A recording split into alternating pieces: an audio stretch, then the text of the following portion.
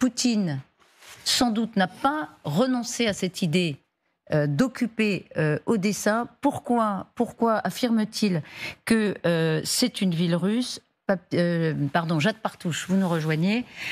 Vous avez recherché quelques indices de cette obsession. Effectivement, en fait, on a un peu le sentiment que Poutine est resté coincé il y a 230 ans. Pourquoi ? Parce que tout simplement, il y a 230 ans, l'impératrice Catherine II, qui est donc impératrice de Russie, administre toute une bande de terre qui va donc de l'extrême est de la mer d'Azov, qui longe la Crimée et qui va jusqu'à un village tatar. C'est en lieu et place de ce village tatar qu'Odessa est fondée en 1794. Les Russes voient en Odessa à ce moment-là la perle de la mer Noire, comme ils la surnomment, et entreprennent la construction d'une base navale, d'un port, et même quelques années après, du centre administratif de la Nouvelle Russie, cette fameuse Novorossia dont on a beaucoup parlé.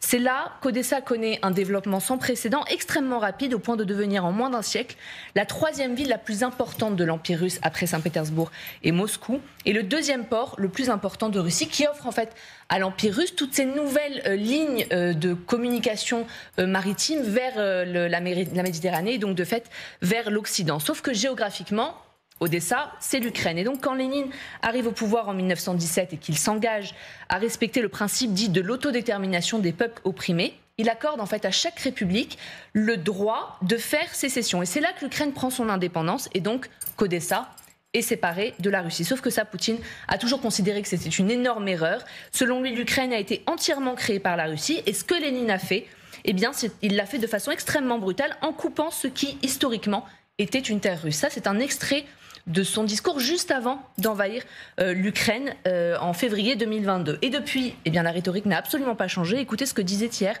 le porte-parole russe de l'ambassade en France. Je le dis, ça, c'est une ville russe parce qu'il a été fondé par les Russes, il a été construit par les Russes, il a été défendu par les Russes, il a été reconstruit par les Russes. Et donc, la majorité des habitants, c'était traditionnellement des Russes. Alors, traditionnellement des Russes, oui, effectivement, la ville a gardé énormément de marques de la Russie, peut-être plus d'ailleurs que n'importe quelle autre région d'Ukraine. 19% des habitants d'Odessa parlent russe, presque autant qu'à Donetsk. Jusqu'à il y a peu de temps, cette statue, c'est la statue de justement Catherine II, était érigée place Catherine en plein milieu du centre-ville d'Odessa. Elle a été déboulonnée en décembre 2022 parce que justement les habitants d'Odessa ne veulent plus voir ce genre de symbole de l'héritage impérial russe. Même ce qui est considéré aujourd'hui comme l'entrée officielle de la ville, ces escaliers-là porte le nom d'un homme qui est considéré comme l'autre père fondateur d'Odessa. Sauf que tout ça, eh bien, les habitants d'Odessa n'en veulent plus. Odessa est ukrainienne, les habitants se sentent ukrainiens. Quand on pousse même un petit peu plus loin la recherche, Odessa est souvent décrite comme la ville européenne par excellence, hyper cosmopolite, hyper moderne, ouverte sur l'Occident justement grâce à son port. En résumé, tout ce que Poutine déteste aujourd'hui. Et cet escalier, il est célèbre ? Très célèbre, très connu. C'est l'escalier sur lequel dévale le landau dans le célèbre film d'Eisenstein. Voilà, donc voilà Odessa. Vous connaissez Odessa ? Oui. C'est une ville particulière en Ukraine ?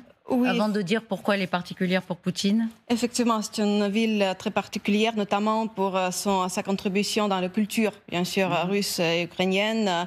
Elle est très connue. Il y a beaucoup des écrivains, des poètes, des chanteurs qui sont originaires de cette ville. Bon, il y a Anna Akhmatova, il y a Isaac Babel, par exemple, un écrivain. Après, il y a les ancêtres de Jodassin, quand même, qui sont, selon la légende, bon, peut-être c'est vrai aussi, ils sont venus de cette région et c'est pourquoi ils sont nommés Jodassin, et c'était comme ça la frontière avec les États-Unis qu'ils ont copié le nom. Donc voilà, bien sûr que l'importance culturelle est très significative.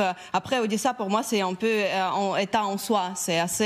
Ils ont leur culture, ils ont leur façon à vivre, ils ont leur identité presque qui est très différente même de celle de la Russie, de celle peut-être de l'Ukraine. Mais bon, c'est une petite ville qui est au centre de l'Ukraine, bien sûr, c'est une ville ukrainienne, mais il a sa particularité, sa culture très, très importante. Est-ce que vous croyez que dans l'esprit de Poutine, il faut conquérir Odessa ? Oui.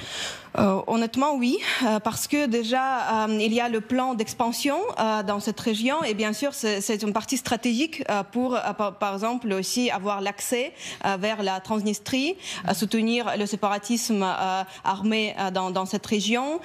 Donc, ça s'inscrit dans les plans expansionnistes et cette bande sur le côte de la mer Noire, bien sûr, elle est stratégique, elle est importante, mais non seulement, c'est juste aussi le contrôle de la mer Noire, parce que comme ça, Poutine obtient presque tout le contrôle du nord de la mer Noire. Donc c'est stratégique pour ses plans. Et on sait que ces plans, c'était initialement d'aller jusqu'à Transnistrie. Il y a certaines sources en Russie, par exemple, qui montrent que dans les sacs à dos des soldats qui ont été envoyés pour envahir l'Ukraine en février 2022, il y avait déjà les plans pour aller jusqu'à Odessa. Donc c'était prévu.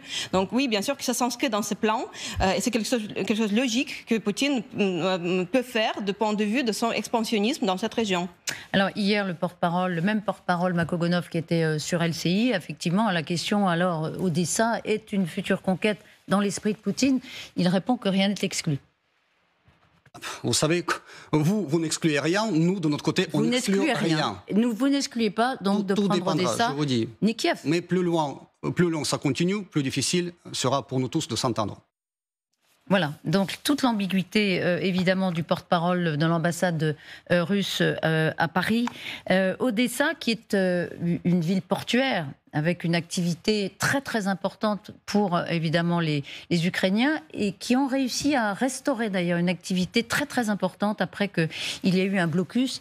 6,3 millions de tonnes de marchandises ont pu transiter par cette partie de la mer Noire le mois de janvier. Donc voilà, les Ukrainiens ont retrouvé de ce point de vue de l'oxygène. Mais c'est fondamental. Oui, c'est une grande. D'abord, c'est une grande victoire de l'Ukraine d'avoir réussi à reprendre, d'abord d'empêcher que les Russes prennent Odessa, et surtout de reprendre le contrôle d'une partie du trafic sur la mer Noire, parce que c'est d'abord ce qui leur permet de vendre une partie de leurs ressources, mais symboliquement, c'est encore plus fort. C'est-à-dire que Odessa, les Russes n'ont pas réussi à prendre la mer Noire. Il faut le rappeler. C'est-à-dire que la bataille qui se joue toujours en mer Noire, pour l'instant, elle est largement gagnée par les Ukrainiens. C'est-à-dire que l'obsession russe sur Odessa est aussi le pendant du fait qu'ils ont perdu.